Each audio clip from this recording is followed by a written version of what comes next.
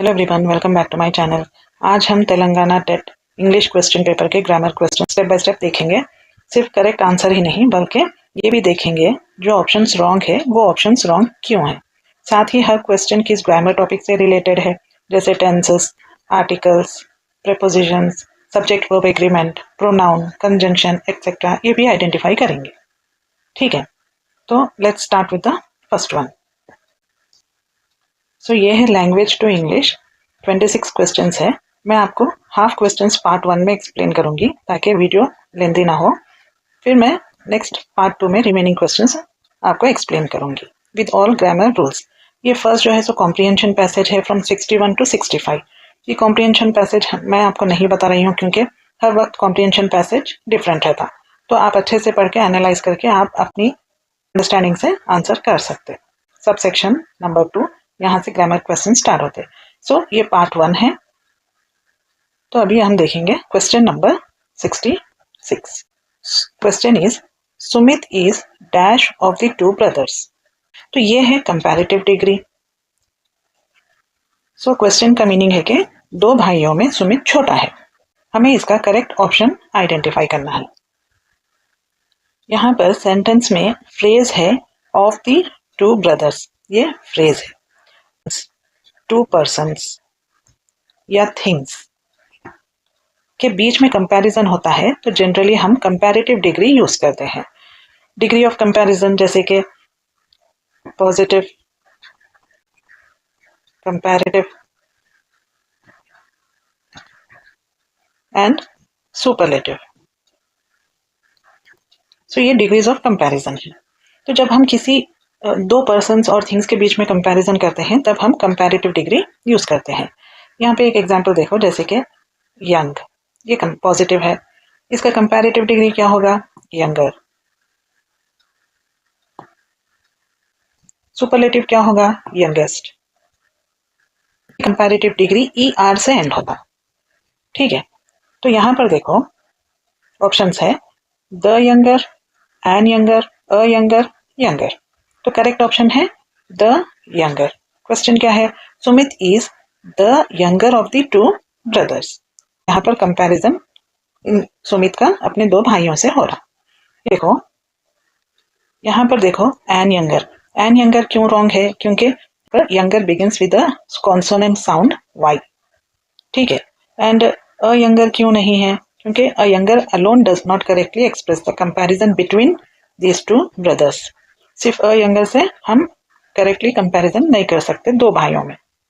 And younger क्यों नहीं है? The younger of the two is the standard comparative construction without the. अगर वहां पर द नहीं आता तो हम यंगर यूज कर सकते थे सेंटेंस में, जैसे कि Sumit is the younger of the two brothers. So without the sentence incomplete और इनकरेक्ट होता इन दिस कॉन्टेक्स्ट, तो यंगर नहीं। चलो क्वेश्चन नंबर 67। क्वेश्चन है the government brought an end dash the uncertainty dash the guidelines for selecting the beneficiaries.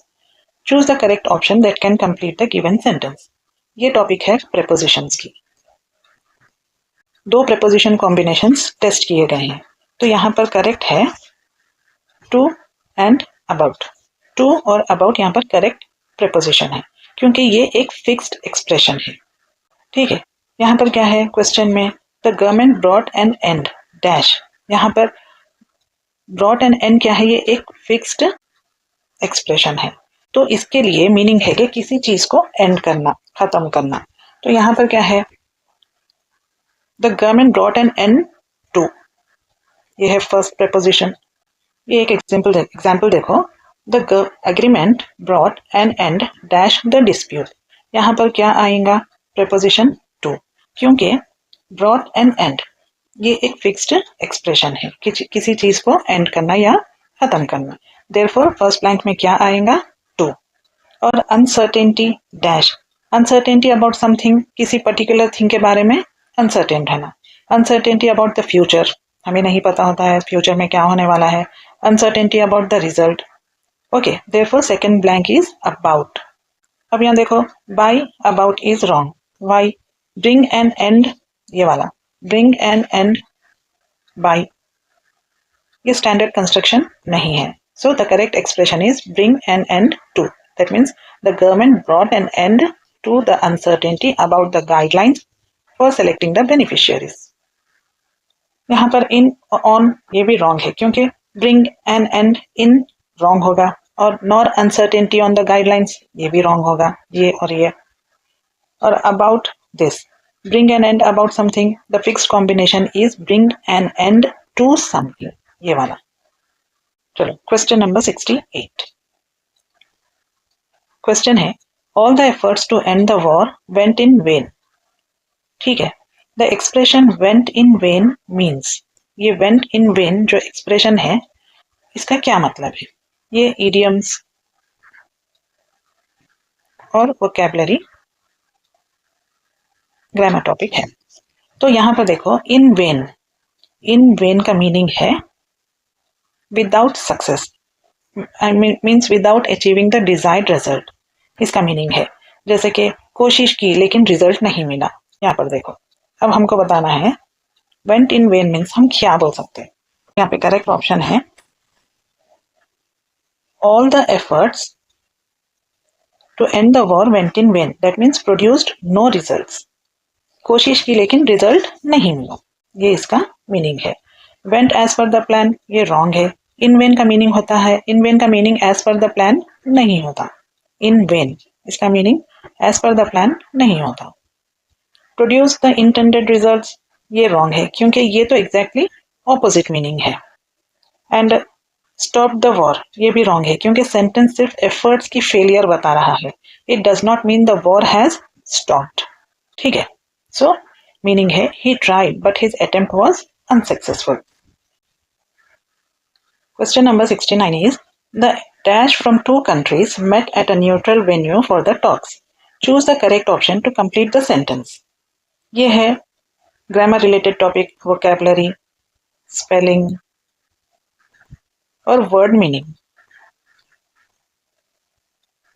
Okay, correct option is envoys.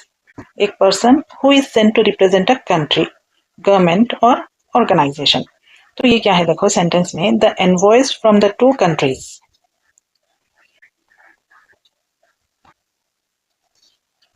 From the two countries met at a neutral venue for the talks.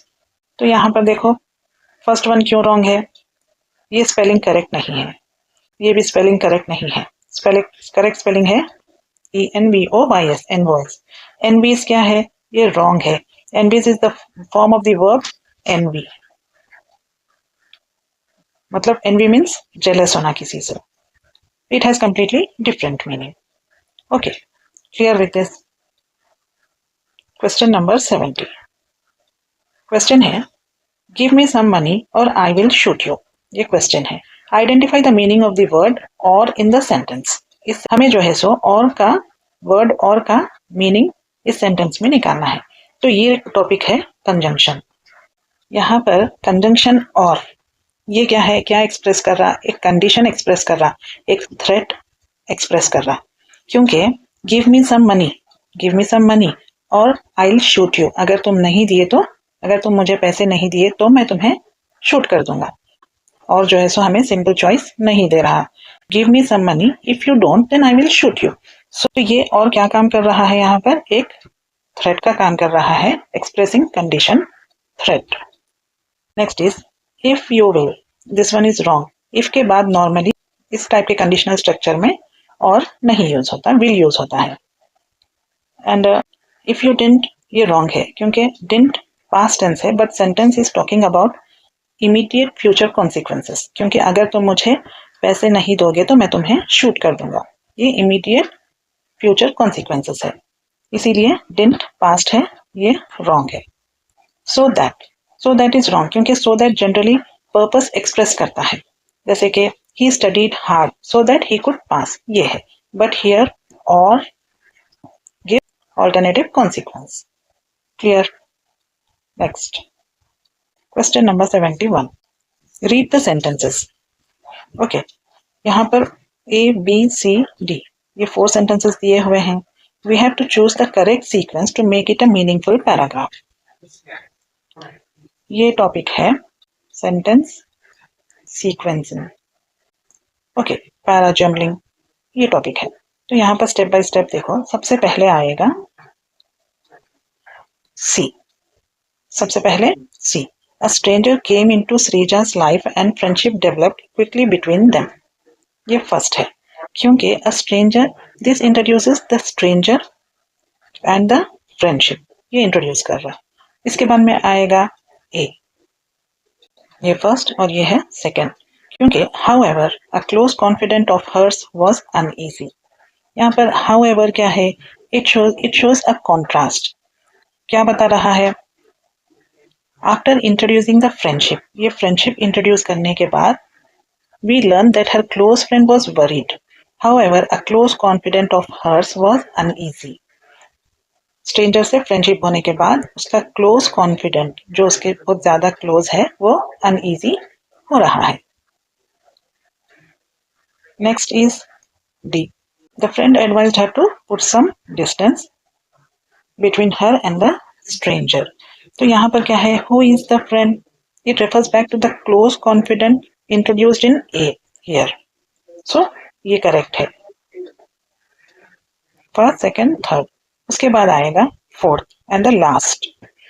The advice she did not want to hear and as the result she landed in trouble. यहाँ पर क्या है देखो, the advice clearly refers to the advice in the here, refers her to put, advised her to put some distance between. So it is clearly referring in point B. So in this way, C, A, D, then B. This is the correct sequence. This one is the correct option. Question number 72. Here, question is, I am surprised at John dash that mistake. Here, choose the appropriate option to complete the sentence. ये topic है grammar की gerund, that is verb plus preposition plus ing। ठीक है, I am surprised at John making that mistake। यहाँ क्या है, at एक preposition है, और preposition के बाद जब verb यूज होता है जनरली वो ing फॉर्म में, तो वो होता है gerund, जैसा कि verb। सो यहाँ पर क्या है, at making। ठीक है, ये है verb plus ing, gerund। Okay, यहाँ पर बी क्यों रॉन्ग है, क्योंकि at है preposition, at प्लस make ये रॉन्ग है, क्योंकि ये ग्रामेटिकल कंस्ट्रक्शन नहीं है। at makes भी इनकरेक्ट है, बिकॉज preposition के इमीडिएटली बाद फाइनाइट वर्ब makes नहीं आ सकती। यहाँ पर नेक्स्ट है made, made इज रॉन्ग, क्योंकि at made भी इनकरेक्ट स्ट्रक्चर है। So the important rule here is preposition plus verb, फिर verb ing। make is a verb here, this one, make is a verb here plus ing, that is making। okay, next question number 73। Question है, identify the part with an error in the given sentence. यहाँ पर topic है preposition की। Okay, यहाँ पर sentence देखो, the death of the president was announced in the radio. यहाँ पर क्या है देखो, 4 ऑप्शंस दिए हुए हैं। द करेक्ट ऑप्शन यहाँ पर एरर किस में है, डी में है, क्योंकि करेक्ट सेंटेंस होगा the death of the president was announced, in नहीं आएगा, यहाँ पर ऑन आएगा, ऑन द रेडियो, क्योंकि रेडियो के साथ मीडियम ब्रॉडकास्ट के सेंस में ऑन यूज होता है, जैसे कि on radio, on television, on the internet. ठीक है, देयरफॉर इन द रेडियो ये एरर है, ऑन द रेडियो ये करेक्शन है। यहाँ पर ए देखो, ये ए वाला बिट है, ये क्या है, द डेथ, ये ग्रामेटिकली करेक्ट नाउन फ्रेज है, तो इसमें कोई एरर नहीं है। बी क्यों करेक्ट है, ऑफ द प्रेसिडेंट, क्योंकि of the president correctly shows whose death, death किसकी हुई, प्रेसिडेंट की हुई। ओके, अब सी क्या है, सी करेक्ट क्यों है, क्योंकि was announced is correct passive structure, the death of the president was announced. So D wrong क्यों? Because the preposition is incorrect here. Communication और मीडिया के लिए हमेशा on preposition यूज करनी. I heard it on the radio. I saw it on the television. I read it on the internet. समझ गया? Next है 74 question number. Question है the candidate said where can I get an application form, choose the appropriate reported sentence. ये topic है direct and indirect speech. यहाँ पर देखो क्या है, अपने क्वेश्चन फिर से देखेंगे. The candidate said where can I get an application form, ये इंटरोगेटिव सेंटेंस है. अब हम इसको स्टेप बाय स्टेप समझेंगे. यहाँ पर देखो where can I get an application form, reporting verb क्या है यहाँ पर? आस्क्ड. ये है रिपोर्टिंग वर्ब. ठीक है, because it is a WH question. ऊपर जो हम बोले इंटरोगेटिव सेंटेंस मतलब क्वेश्चन वर्ड रहता उसमें, WH क्वेश्चन. यहाँ पर इनडायरेक्ट स्पीच में वेयर रिटेन रहेगा. ये वेयर जो है सो इनडायरेक्ट स्पीच में ऐसे ही रिटेन रहेगा. अब चेंज क्या हो रहा है यहाँ पर देखो, ये कैन है, ये कैन है, कैन चेंज होगा कुड में. ठीक है, इनडायरेक्ट स्पीच में पास्ट रिपोर्टिंग वर्ब आस्क्ड के साथ कुड यूज होगा. ये आस्क्ड है ना, रिपोर्टिंग वर्ब किसके साथ? कुड यूज होगा. और क्या चेंज हो रहा है? आई. ये आई, ये किस में चेंज होगा? I refers to the candidate here who is represented as she in the option. So I किस में चेंज हो रहा है? शी में चेंज हो रहा है. I changes to she here. Okay, the candidate here, so the candidate asked where she could get an application form. So question word order यहाँ पर चेंज होगा. Where can I get, ये question order है, ये change हो रहा है where she could get. Indirect question में नॉर्मल स्टेटमेंट ऑर्डर होता है सब्जेक्ट वर्ब. ये है इनडायरेक्ट, तो इसमें सब्जेक्ट क्या है? she है, she is the subject here. और इसका वर्ब क्या है? could get, ये वर्ब है. डायरेक्ट स्पीच में क्या होगा? Verb plus subject. वर्ब क्या है? कैन. सब्जेक्ट क्या है? I. I is the subject, can is the verb here. ठीक है, so this is the correct reported speech. So this is the correct option. Next question number 75. Question is I am tired dash. We have to choose the correct option. यहाँ पर हमें correct option choose करना है. ये grammar topic question tag है. आई am tired, यहाँ पर देखो ये सेंटेंस मेन है अफर्मेटिव, दैट इज ये पॉजिटिव सेंटेंस है. तो क्वेश्चन टैग नॉर्मली किस में बनेगा? नेगेटिव में क्वेश्चन टैग बनेगा. तो यहाँ पर देखो हम आई नहीं यूज कर सकते क्योंकि ये पॉजिटिव है. हम अरंट आई यूज करते हैं. यहाँ पे हेल्पिंग वर्ब नहीं है, आई एम टायर्ड में हेल्पिंग वर्ब नहीं है, तो आई के साथ हमेशा हम आर यूज करते हैं क्वेश्चन टैग में. जब भी आई देखो तो हमेशा आर ले लेना क्योंकि ये आई की मनमानी है. तो हम आर लेते हैं जो कि ये पॉजिटिव में है, तो क्वेश्चन टैग बनेगा नेगेटिव में. तो यहाँ पर आएगा अरंट आई, लगा दो क्वेश्चन टैग. हेल्पिंग वर्ब यहाँ पर नहीं है, तो जब भी आई देखो तो आर हेल्पिंग वर्ब की तरह आर ले ले. नॉट लगा दिए क्योंकि नेगेटिव में बनेगा, आई लगा देना जो है सब्जेक्ट. ठीक है, clear. Next question number 76. Question है you have refuse to sing, can you tell me the reason, choose the correct combined sentences. ये है सेंटेंस कंबाइनिंग या कॉम्प्लेक्स सेंटेंस या नाउन क्लॉज. ये ग्रामर टॉपिक है. यहाँ पर एक्सप्लेनेशन देखो, दो सेंटेंसेस को कंबाइन करना है. Choose the correct combined sentence. तो यहाँ पर क्या है? You have refuse to sing, ये एक सेंटेंस है. Can you tell me the reason, ये एक सेंटेंस है.